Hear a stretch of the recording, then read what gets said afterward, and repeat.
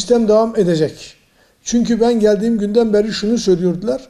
Diyordular ki biz vefat edenlerin taziyelerine gitmek çok istiyoruz.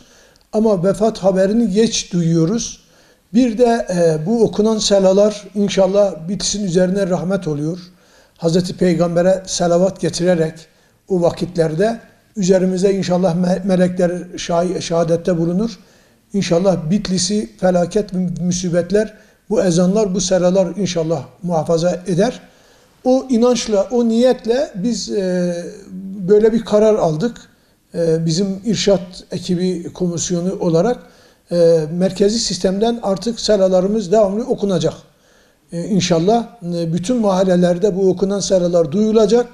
Vefat nerededir, taziye evi nerededir, nerede taziyesi, hangi kabristana defnedilecek, vatandaşın haberi daha önceden oluyor ve o şekilde burada bu taziyeler, bu cenazelerin teşhis ve tekfinleri Bitlis'te çok mükemmel. Allah razı olsun. Vatandaşlar burada çok büyük bir duyarlılık gösteriyor. Bu da bizi sonsuz derece sevindiriyor. Yani dün yine bir cenaze verdi. Bir taziyede kabristandaydık. Büyük bir kalabalık vardı. Onlar bu işleri çok güzel paylaşıyor. Bu acılı günlerini çok güzel paylaşıyorlar. İnşallah bizim bu taziye işlerimiz ve bu selalar en güzel şekilde devam edecek. İnşallah Cenab-ı Hak nasip müyesser ederse maddi imkanımız biraz şu anda belki el vermez ama kısa bir zaman sonra ikinci bir merkezi sistem kuracağız. Bu ezanı inşallah şeye kadar, Rahva'ya kadar olan camilerimizi de birleştireceğiz bu merkezi sisteme ve daha güzel bir ezan sedası Bitlis'imizde yükselecek. Cenab-ı Allah bu şekilde bu niyetlerimizi inşallah gerçekleştirmeyi nasip müyesser eder.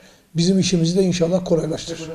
En büyük algı buydu. Vatandaş diyordu ki siz böyle zengin olan birisinin zengin olan birisinin selasını bazen çok nadirattan da olsa merkezi sistemde okutuyorsunuz ama diğer böyle şey olmayanları da fazla duyurmuyordunuz. Bunu da o algı da elhamdülillah bitti. Şimdi kim olursa olsun bizim merkezi sistemde görevli olan 4 tane hocamız var. Onların telefonları caminin imam odasının kapısında asılıdır. Saat 9'dan akşam saat 5'e kadar yani güneşin batışına kadar seralarımız okunacak. Biz öyle bir karar aldık. Herhangi biz bir sıkıntıya sebebiyet vermeden inşallah bu seraları bizim hocalarımıza telefon ulaştığı andan itibaren o seralar okunacak. Bu da güzel bir şey. Yani kimsenin parası pulu çok önemli değil ama kimin üstün olduğunu biz bilemeyiz.